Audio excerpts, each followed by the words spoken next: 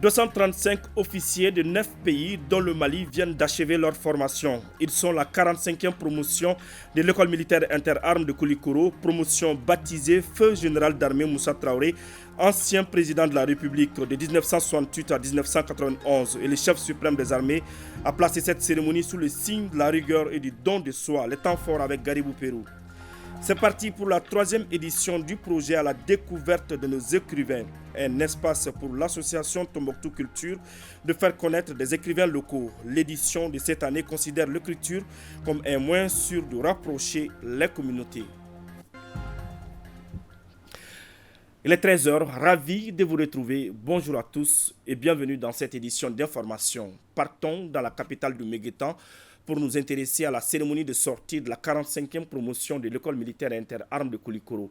Cette promotion, constituée de 235 officiers de 9 pays, dont le Mali, porte désormais le nom de Feu général Moussa Traoré, ancien président du Mali. Notre compatriote Mama Sanogo est major de promotion avec 16 de moyenne. Le président de la transition, chef de l'État, chef suprême des armées, le colonel Assimi Goïta, a placé la cérémonie sous le signe de la rigueur et du don de soi. Nous vous proposons le compte-rendu de nos envoyés spéciaux à Koulikoro, Garibou Pérou et Toumani Diabaté. À la place d'armes du centre d'instruction, Boubacar Sadassi de Koulikoro, le président de la transition, chef de l'État, chef suprême des armées, le colonel Assimi Goïta. Il reçoit les honneurs militaires et passe en revue les troupes avant de prendre place.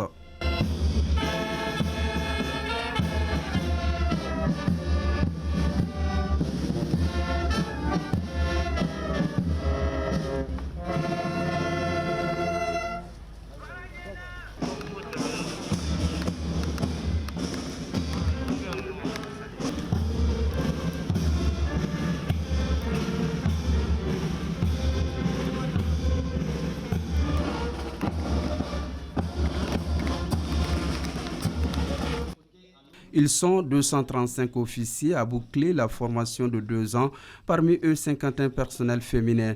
Ils sont maliens, étrangers des pays alliés ou amis. C'est la 45e promotion de la prestigieuse école militaire interarmes de Koulikoro. Ils ont en moyenne des années d'expérience dans les métiers des soldats.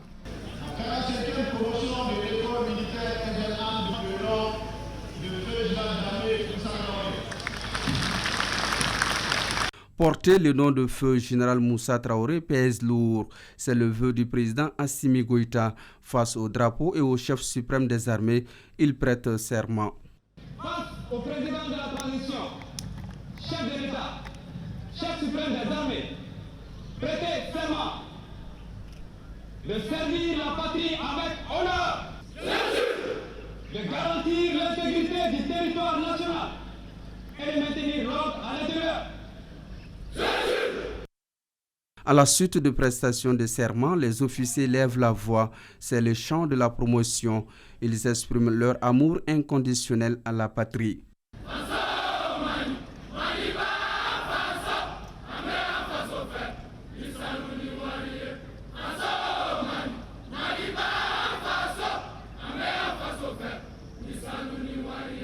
Une armée a toujours besoin d'un chef. Le chef suprême des armées est ici colonel Assimi Goïta, président de la transition. Je tiens à féliciter les officiers de la promotion Feu général d'armée Moussa Traoré et aussi les souhaiter la bienvenue dans la grande famille des officiers. Et ce vendredi 1er septembre est un jour de cohésion, un jour de souvenir, surtout un jour de conseil à l'intention de ces jeunes officiers qui s'apprêtent à franchir leur premier pas dans le commandement militaire. Commander, c'est faire appel à l'intelligence. L'heure a donc sonné pour cet appel à l'intelligence, à la rigueur et au don de soi. La reconnaissance du mérite est l'une des valeurs cardinales au sein des forces armées de défense et de sécurité, raison pour laquelle nous avons souhaité honorer le Feu général d'armée Moussa Traoré, qui a présidé la destinée de notre nation pendant 23 ans.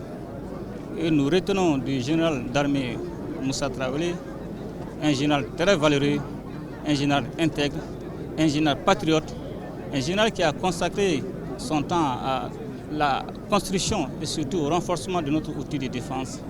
Et je voudrais par la même occasion demander à ces jeunes officiers qui viennent de prêter serment et qui ont pour parrain le Feu général d'armée Moussa Traoré à plus d'engagement, à plus de détermination, à plus d'abnégation et surtout à plus de dons de soi afin de mériter la confiance du peuple malien et aussi de servir d'exemple de boussole de repères pour leurs subordonnés. De donner plus de dons de soi, de sacrifices, de prendre soin de leurs subordonnés car c'est la condition de la réussite de leur mission. La prise du sabre ouvre la voie au commandement et les épaulettes le début d'une vie d'officier. Le major de la promotion s'appelle Mama Sanogo. Il a une moyenne de 16,354 sur 20. Les galons aux épaules, l'éclat lumineux du sabre, le reflet doré des boutons de l'uniforme nous invite à la réflexion. Fiers à la fois humbles, les 235 sous-lieutenants basculent désormais dans le monde sacré du commandement. En temps de paix ou de prouve, c'est vers eux que les soldats tourneront leur regard. Au sol comme dans les airs, le Mali célèbre le baptême et les attributs de la 45e promotion. Feu général Moussa Traoré, ancien président du Mali.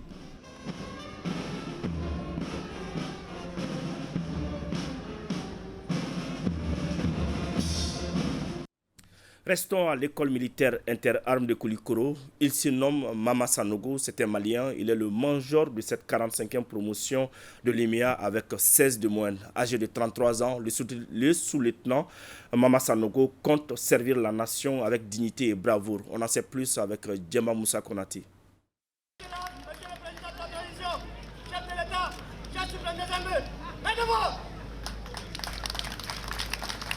Né en 1990 à Bamako, Mama Sanogo est le major de la 45e promotion de l'école militaire interarmes EMEA de Koulikoro qui vient de prêter serment ce vendredi 1er septembre 2023. C'était devant le président de la transition, le colonel Assimi Goïta. Le sous-lieutenant Mama Sanogo du Mali, après l'école fondamentale de Kalabankoro à Deken, il décrocha son baccalauréat en 2009 au lycée Tamba Doumbia de Kalabankoro. Il s'inscrit à l'université des sciences politiques de Bamako où il obtiendra sa licence en 2014. Mais en 2013 déjà, il est admis au concours de l'école des sous-officiers de Banankoro-Ezo. Il a également suivi une formation de 2 ans à l'école des sous-officiers du Niger.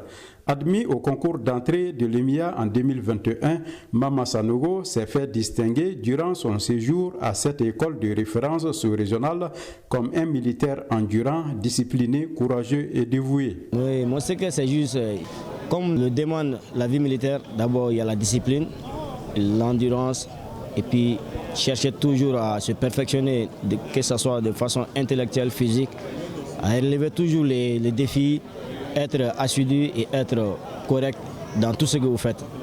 Et le défi pour moi, c'est partout où je serai déployé, c'est donner le meilleur de moi-même afin d'être un jour l'un des cadres de ce pays. 19 personnels de 8 pays de la sous-région ont pris part à cette formation des sous-officiers au centre d'instruction Boubacar Sadassi de Koulikoro. Les nouveaux promus des pays amis et frères du Mali apprécient à sa juste valeur la formation réussie au Mali. Ils estiment que l'EMEA est l'exemple type d'intégration sous-régionale et réussie. Premièrement, j'apprécie d'abord le comportement de tout un chacun de nous. Deuxièmement, j'apprécie la qualité de la formation. Et troisièmement, j'apprécie le comportement et l'instruction de nos chefs et de nos encadreurs. Je suis très ému aujourd'hui d'avoir fini mes 2 ans de formation à l'école militaire interarmes de Koulikoro, l'une des prestigieuses et meilleures écoles de la sous-région. Et je pense que tout le monde est fier et content. Bon, franchement, moi je dirais en un premier temps que je suis très fier de ma formation, de ce que j'ai subi dans cette école militaire interarmes de Koulikoro. Depuis tout petit, d'abord moi je suis un AET, j'ai fait Kati et ensuite je suis venu ici. C'était un choix pour moi. Et franchement, il y a des instructeurs de qualité ici. Le major de la 45e promotion de l'EMEA s'est engagé à donner le meilleur de lui-même pour maintenir le flambeau de l'honneur et de la dignité du Mali.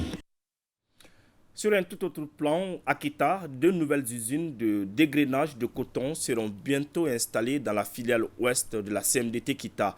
L'annonce a été faite jeudi passé par le ministre de l'Agriculture lors d'une rencontre avec les producteurs et cadres de cette filiale. Une filiale qui prévoit pour la campagne agricole une production cotonnière de 90 000 tonnes. Les engrais et produits phytosanitaires ont été mis en place. Envoyés spéciaux, Siaka Konaté et Aboubakar Traoré. Les responsables et producteurs de coton de la filiale ouest de la CMDT Kita l'ont demandé à maintes reprises, eh bien c'est désormais un acquis. Deux nouvelles unités de grainage de coton seront construites, l'une à Kita, l'autre à Kokofata. Les premières pierres seront posées très prochainement. Toutes les conditions sont prêtes actuellement pour qu'on puisse venir faire la pose de la première pierre. Donc c'est déjà un motif d'espoir. Ça permettra aussi aux populations de garder espoir par rapport à ce qui est en train d'être fait au niveau de la transition. Si on s'appelait la capitale de l'arachide, on est devenu également la capitale du coton. La CMDT aujourd'hui c'est l'espoir de la région de Kita. Nous avons déjà une usine à Kita. Nous avons la promesse de la pose de la première pierre de l'usine de Kokofata très bientôt et aussi la fin des études pour la deuxième usine de Kita même. Donc il va nous faire dans le moyen terme 3 usines de grainage, ce qui est énorme en matière d'emploi, en matière de production de graines. Quand ces deux nouvelles usines verront le jour, la filiale Ouest pourra désormais égrainer toute sa production cotonnière. Présentement, une grande partie de celle-ci est traitée par d'autres usines, une filiale qui compte cette année sur une production de 90 000 tonnes de coton et plus de 234 000 tonnes de céréales, et toutes les conditions ont été créées pour atteindre cet objectif.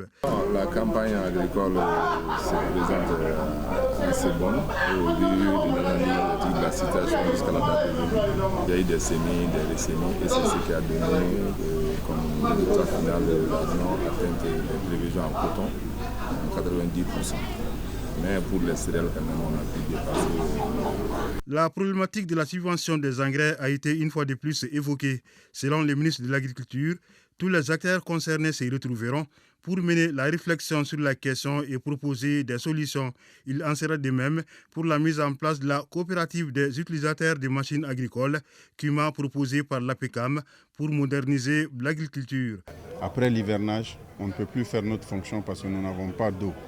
Nous n'avons pas de moyens d'exode d'eau. Et aujourd'hui, avec les changements climatiques, cultiver, c'est devenu vraiment quelque chose de difficile avec la charrue et les dabas, puisque l'hivernage ne débute pas comme on avait l'habitude. Donc une telle coopérative permet de rendre le service agricole aux paysans. Le paysan n'a pas forcément besoin de l'équipement, mais du service agricole. Et c'est ce service agricole qui va pousser aussi la productivité. Le ministre de l'Agriculture adhère à cette initiative, mais il émet des réserves. J'ai dit qu'il y a des préalables. S'ils se concertent et qu'ils se mettent ensemble pour trouver un bon mécanisme de gestion qui ne veut pas souffrir des insuffisances qu'on a connues au niveau du système de subvention nationale et également des problèmes que nous avons avec les centres de ruraux de prestation de services. Je crois que c'est une proposition qui peut être tenue.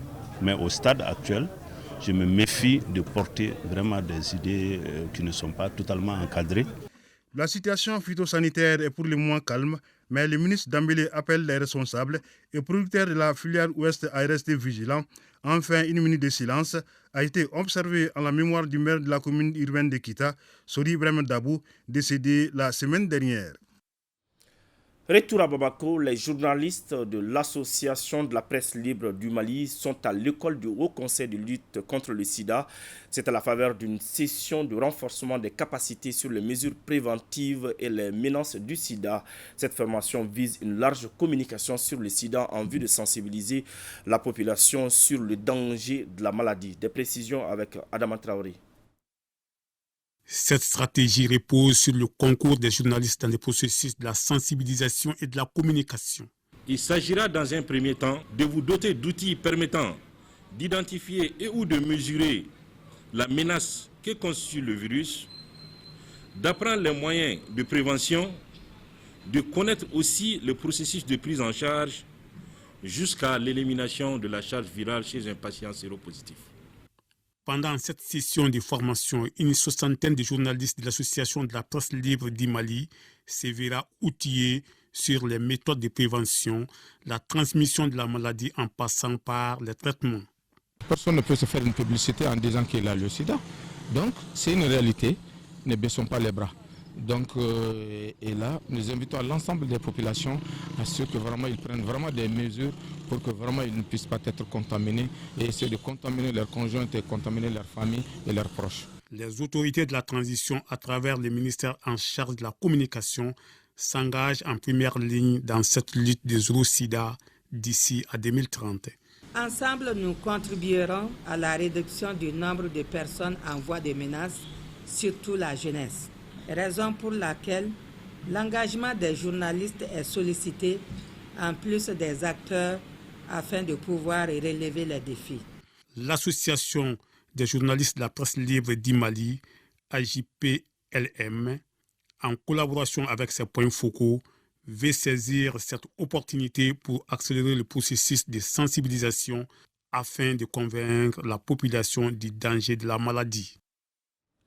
Je vous l'annonçais dans les titres, lancement de la 3e édition du projet à la découverte de nos écrivains, une initiative de l'association Tombouctou Culture. Le but est de faire la promotion des écrivains de la région peu connue du public. Le thème choisi pour cette édition est l'écriture est moyen sûr de rapprocher les communautés, nous dit Najim Babassi.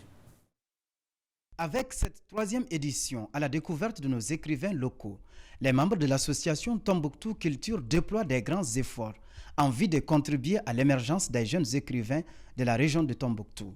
Une initiative qui a enregistré la présence des passionnés du livre. L'objectif pour nous, c'est de faire la promotion de la littérature au niveau local, de faire la promotion de nos auteurs et faire en sorte que le public puisse être en contact direct avec ceux qui écrivent.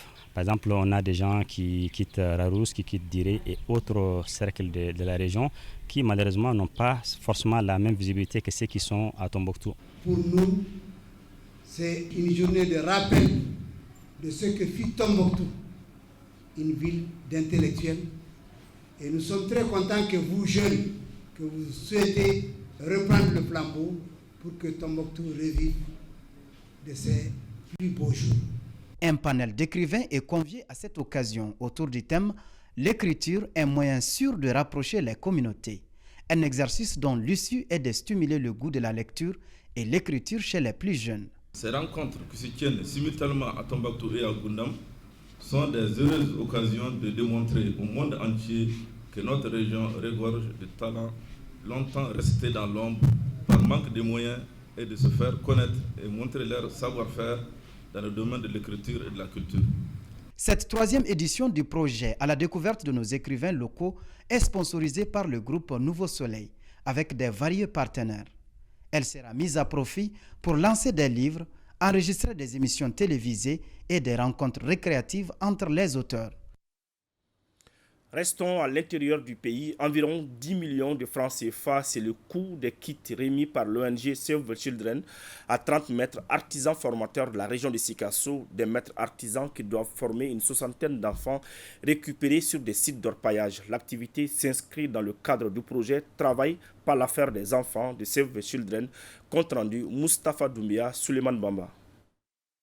C'est un ensemble de kits destinés aux maîtres artisans formateurs dans le cadre du projet Travail pas affaire des enfants, un projet mis en œuvre par Save the Children en partenariat avec l'ONG Gradecom.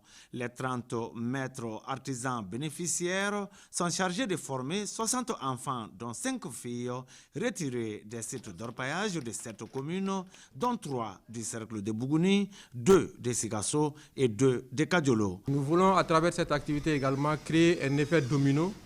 Ça veut dire les maîtres artisans qui vont recevoir les jeunes, ils vont les former et les jeunes à leur tour formeront d'autres jeunes. Et dans le cadre du renforcement des capacités et de la création de l'emploi des jeunes. Les kits sont répartis entre 11 corps de métiers choisis par des enfants identifiés par l'ONG Gradecom sur les sites d'orpaillage. Parmi ces corps de métier, la restauration, l'électricité, la réparation moto, la menuiserie bois et la menuiserie métallique. L'initiative bénéficie de l'accompagnement de la Chambre d'agriculture et de la Chambre des métiers. On ne fait que les remercier parce que grâce à eux, il y a beaucoup de jeunes aujourd'hui qui se sont retirés des sites d'orpaillage et venir apprendre les métiers auprès de ces maîtres artisans. Qui dit apprentissage, il y a un maillon de l'éducation qui est là à concrétiser. Surtout, nous sommes confrontés à un problème d'abandon inquiétant parfois dans certaines de nos zones, comme les sites d'orpaillage. La cérémonie de remise des kits est couplée à la rencontre mensuelle du cadre de lutte contre le travail des enfants. Et cette triste nouvelle, avant de refermer ce journal, le monde du football malien et africain est en deuil. Salif Keita Domingo est décédé ce samedi après un long combat contre la maladie. Né en 1946 à Bamako, Salif Keita Domingo a joué à l'AS Real au stade malien de Bamako. Sa carrière professionnelle l'a conduit à l'AS Saint-Étienne, Olympique de Marseille, FC Valence, le Sporting de Lisbonne, entre autres. Il a été nommé premier ballon d'or en 1970. Voilà, c'est la fin de ce journal. Merci de l'avoir suivi. Bonne suite de programme sur ORTM 1.